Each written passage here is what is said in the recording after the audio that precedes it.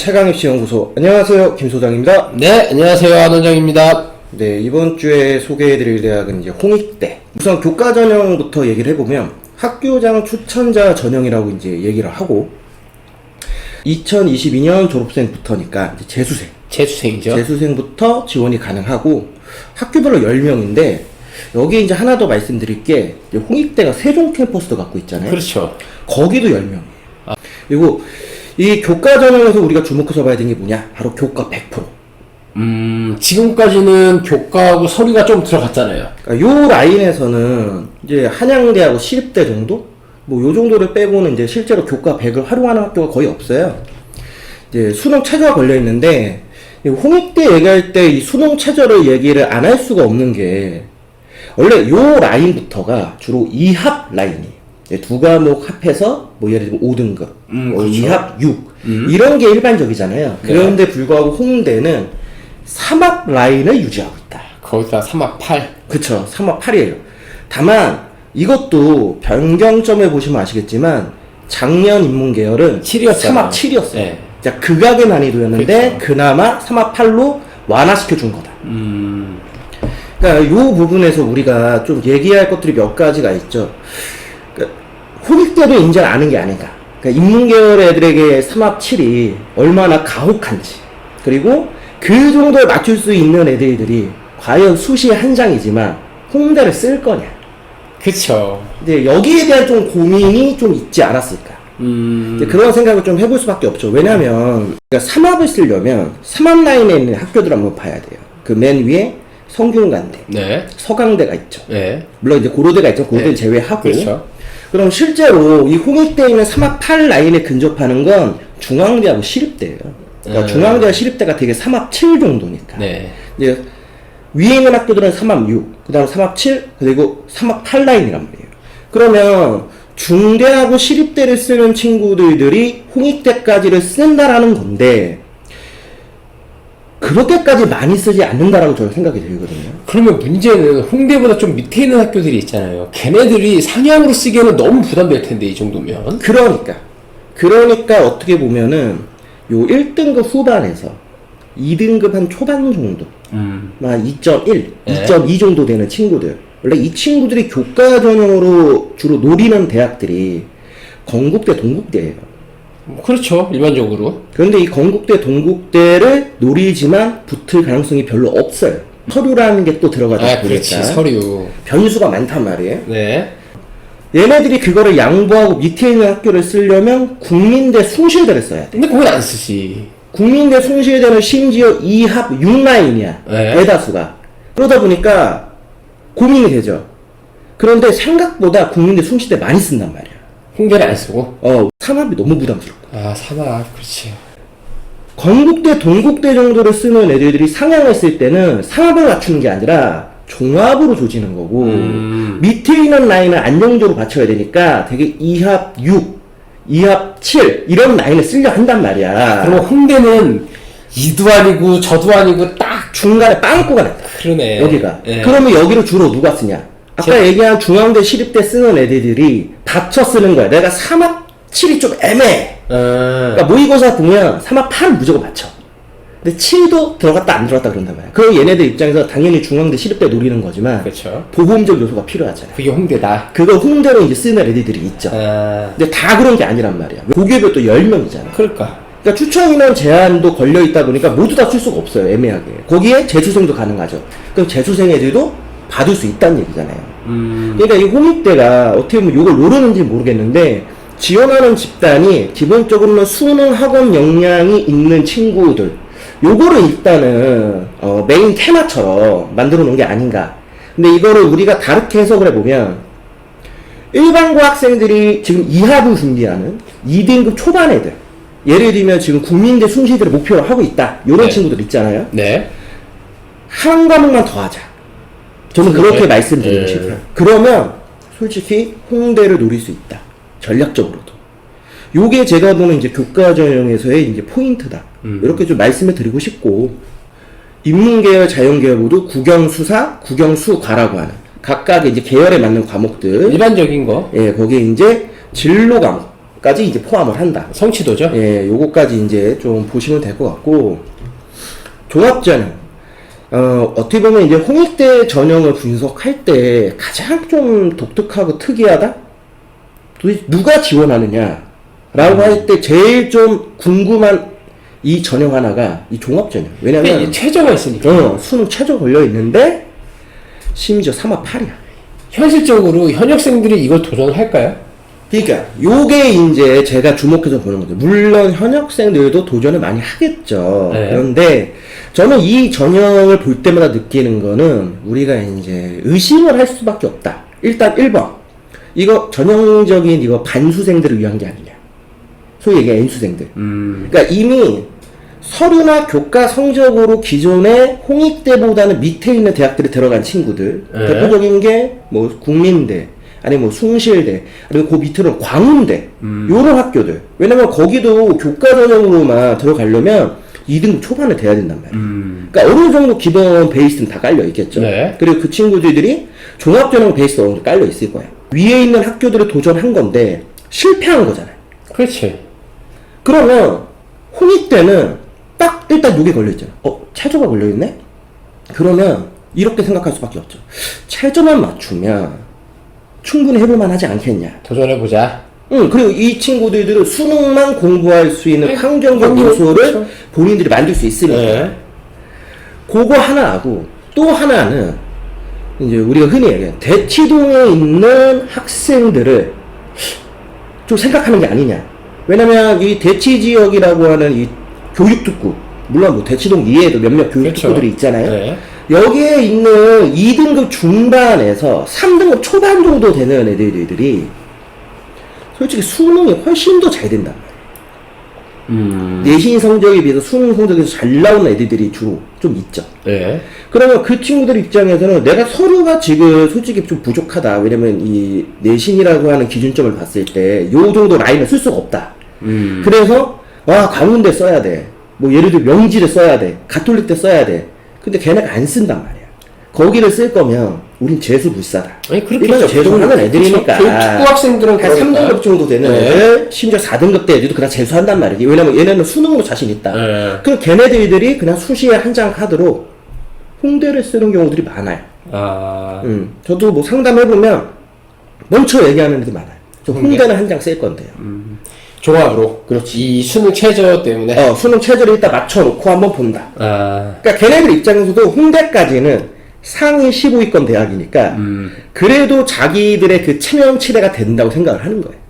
학부모님들도 좀 그런 인식을 좀 갖고 계시고, 물론 거기서 또 반수를 한 번 더 하죠. 아니 그렇겠죠. 점프를 네. 하지만 그래도 그냥 재수하는 것보다 이런 식으로 단계별로 이제 점프해가지고 재수하려고 하는 그런 학부모님들 학생들이 특히 교육특구에 가면 되게 많아요, 생각보다. 이게 종합에 이게 최저가 있는 게, 종합에서 최저가 있는 게 지금까지 저희가 본 대학으로는 연대죠. 그렇죠. 네. 연대 이해는 솔직히 종합전형에 최저가 거의 없단 말이에요. 물론 고려대에 있는 이제 학업 우수자. 네, 그러니까요. 그것도 최저가 네. 있긴 한데 그건 4합이니까. 그러니까. 그건 일단 배제해놓고 보면 어떻게 보면은 종합전형에서 최저를 부여하고 있다면 홍익대가 거의 약간 유일무이한 그런 느낌인 거예요. 왜냐면은 위에도 연고대법은 없고 밑에도 없어. 나머지는 다 의대 이런 데밖에 없는 거야. 의학계열밖에. 근처에 있어서 그런가? 중학교가? 뭐 그거는 모르겠는데 네. 아무튼 홍익대가 제가 볼 때는 요 종합평가 내용도 보시면 아시겠지만 학업 역량이 25%밖에 반영 안 해주거든요. 네. 서류평가 기준 했을 때, 뭐 작년 겁니다. 근데 전공 역량이라고 하는 게 30%인데 되게 다른 학교들이 요걸 합쳐갖고 이제 이 성적적 측면을 같이 계산하잖아요. 그런데 홍익대는 요걸 좀 나눠놓고 있어요. 전공 역량에 관련된 걸 보면 관련된 소양이나 자질, 활동이나 경험을 더 많이 보겠다. 그러니까 전공과 관련된 내신 성적도 보긴 하지만 그게 그렇게까지 크게 영향을 끼치지 않는다라는 식의 뉘앙스를 펼친단 말이에요. 그러면 요것도 뭐하고 연결되는 거야? 결국에 우리의 학업 역량은 수능으로 보겠다. 이걸로 충분히 우리는 걸러낼 수 있다. 그러니까 이미 허들에서 다 걸러낼 건데 더 이상 네가 내신이 더 좋냐 나쁘냐 뭔 의미가 있냐. 차라리 우리는 활동 많이 보고 어떤 의지 이런 거 더 많이 보겠다라고 얘기하는 느낌. 그러니까 그런 생각들을 학생들도 많이 할 수밖에 없다. 그러니까 내가 서류가 조금 부족해도 도전해볼 만하지 않겠느냐. 이런 생각들을 좀 많이 갖는 게 아닌가. 그리고 실제로 그러한 성적적 측면을 갖고 있는 친구들이 붙는 케이스들이 드문드문 있다. 이게 바로 홍익대 종합전형의 어떤 우리가 좀 주목해서 봐야 되는 점이 아니냐. 이 종합전형에서의 3학 8을 그럼 과연 우리 일반고, 우리 인천에 있는 우리 지방에 있는 학생들이 접근할 수 있느냐? 저는 그건 좀 아니라고 생각해요. 부담스러워하죠 학생들이. 종합에 최저를 보는 학교가 없고 요 정도 라인의 학교를 노릴 때 수능 최저를 2과목만 하기 때문에 대다수가 한 과목을 더 해야 된다는 게 되게 부담이에요. 그렇죠. 아까 얘기했지만 교과는 좀 틀려요. 왜냐면 네. 교과 전형은 좋든 나쁘든 윗상의 대학들이 있단 말이야. 그렇죠. 그리고 실제로 교과 전형은 다 1등급 후반에서 2등급 극초반 2.0, 2.1, 2.2이기 때문에 그런 케이스 애들이 시립대나 아니면은 진짜 중앙대에 추합으로 걸릴 수도 있는 거예요. 무조건 아니라고 보기가 어렵다고. 그러니까 걔네들은 3합을 한번 노릴 수 있죠. 하지만 종합은 얘기가 틀린 거예요. 물론 그런 분들도 있을 수 있어요. 아니 교과로 그거 노리고 홍대는 2장 쓸 거다. 있습니다. 아니 그럴 수 있죠. 근데 그 정도로 자기가 3합에 대한 자신감을 가지려면은 이미 어느 정도 수능이 완성되어 있는 애들. 그런 애들이 이제 주로 좀 준비할 수밖에 없다. 이제 그러다 보니까 다른 이 라인에 있는 종합전형의 지원자에 비해서는 홍익대의 종합전형의 지원자 숫자가 적죠. 조금 적죠. 네. 그러니까 그런 것들이 실제로 우리가 이제 경쟁률 같은 걸 봤을 때 같이 좀 연동되는 부분들이다. 그렇기 때문에 물론 홍익대 만약에 노린다면 교과하고 종합을 전 동시에 노리라고 말을 많이 하긴 해요. 그래도 최소한 우리가 참고하는 내신 등급 기준으로는 그래도 2등급 중반은 돼야 되지 않겠냐. 그 정도에서 종합전형 한번 노리고 2등급 극초라고 한다면 홍익대를 2장 정도 쓰는 것도 하나 방법일 수 있다. 다만 3합이 좀 리스크가 크다. 뭐 요 정도. 요 정도로 우리가 좀 인식을 할 필요가 있지 않을까 싶습니다. 이제 정시 같은 경우에는 나군하고 다군에서 네. 이제 진행을 하는데 수능 100%입니다. 그리고 이제 미술만 서류 40% 반영을 하고 여기서는 우리가 좀 주목해서 봐야 되는 건 뭐냐면 반영 영역이에요. 그러니까 영역을 보시면 아시겠지만 홍익대가 수학에 대한 반영 비율이 생각보다 좀 높아요.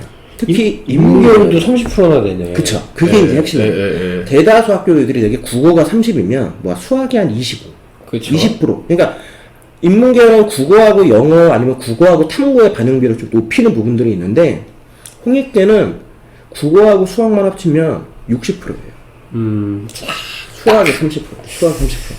교차하기 딱 좋은. 네. 그러니까 교차로 충분히 가능하다. 네. 자연계열 같은 경우에는 수학이 35고 국어가 20이잖아요. 그러니까 되게 원래 요게 거꾸로 바뀌어야 정상인 그쵸. 건데 네. 이걸 그대로 유지하고 있다라는 거는 홍익대는 일단은 아무래도 현역생들 중에서 정시 준비하는 친구들 입장에서도 수학을 좀 잘하는 친구들, 수학에 대한 학업 역량이 있는 친구들 아니면 진짜 아까 얘기한 대로 좀 자연계열 아이들 중에서 그래도 어느 정도 하는 친구들을 우리는 뭐 문과도 상관없다. 왜? 어차피 종합전형으로 뭐 뽑을 만한 놈들은 다 그렇죠. 뽑지 않았나. 네. 요런 식의 좀 느낌을 보여주는 게 아닌가.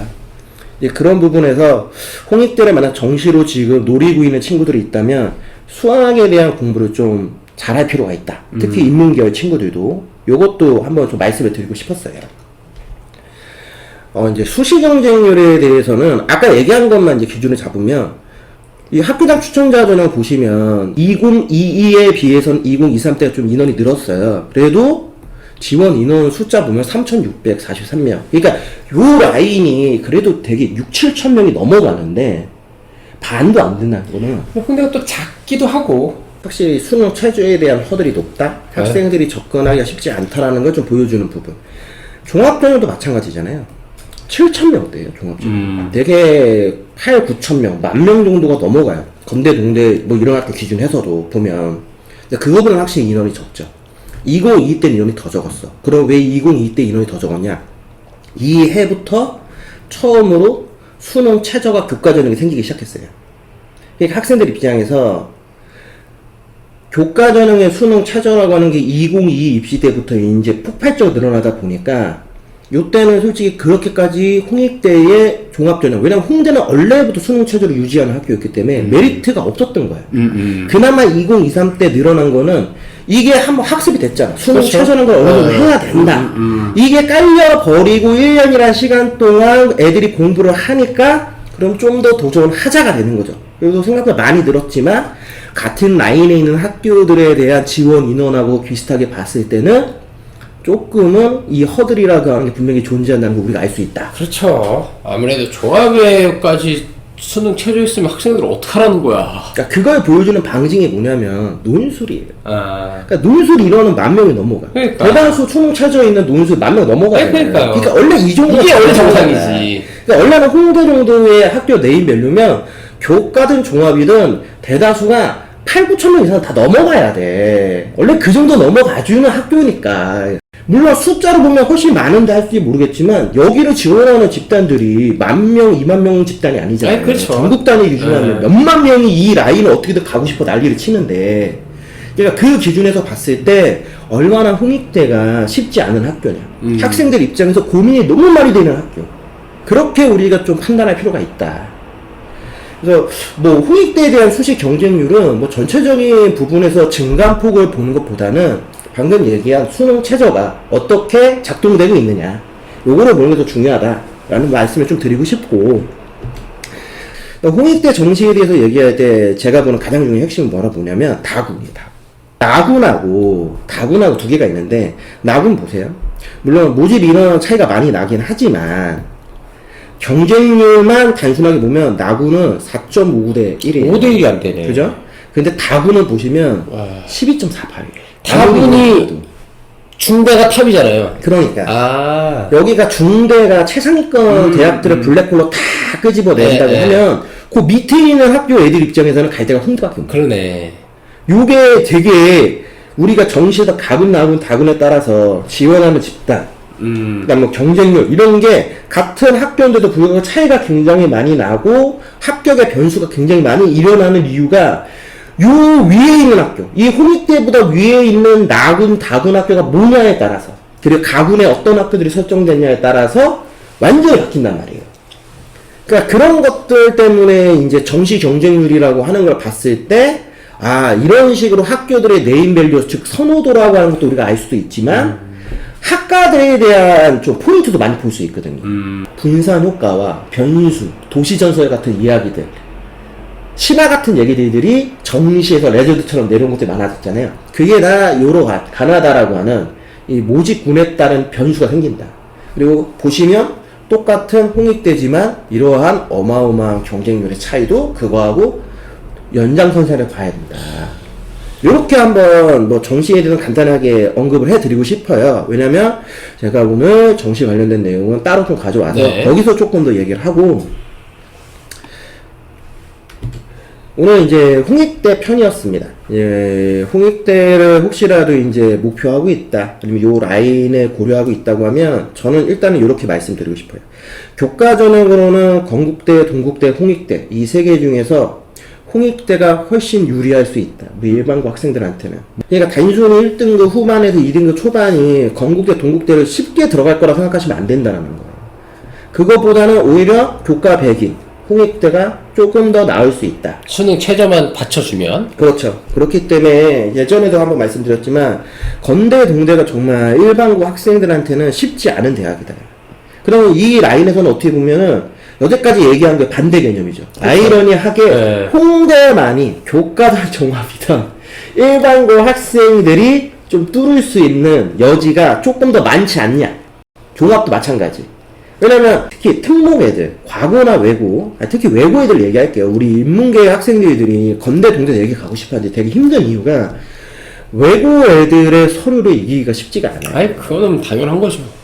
이제 그렇게 되면은 그런데 거꾸로 얘기하면 이 외고 애들이 홍대를 안 쓴단 말이야. 왜냐면 얘네들 수능을 할 수가 없거든. 그러니까 얘네 건대, 동대만 쓴단 말이야. 그러니까 그런 것들도 있다. 어떻게 보면 홍대가 극악한 난이도이긴 맞는데 되게 틈새 시작이다. 진짜 그러네. 인문계에서 잘하는 한번 와봐 이거 같은데. 약간 그런 느낌도 있죠. 그리고 대치동에도 와봐. 그렇죠. 이런 얘기도 하는 것 그런 같고. 것도 있고. 그러니까 그런 부분에서 우리가 좀 홍익대를 좀 주목해서 볼 필요가 있고 수능 최저를 맞출 수 있는 정도의 역량만 쌓는다면 오히려 우리 일반고 학생들한테 홍익대가 어느 학교보다도 더 쉽게 들어갈 수 있는 학교일 수도 있다라는 너무나 어이없고 아이러니한 말씀을 드리면서 다음 시간에는 숙명여대로 한번 찾아뵙도록 하겠습니다. 최강 스카이학원과 함께하는 최강시 연구소의 김 소장. 네, 지금까지 한 원장이었습니다.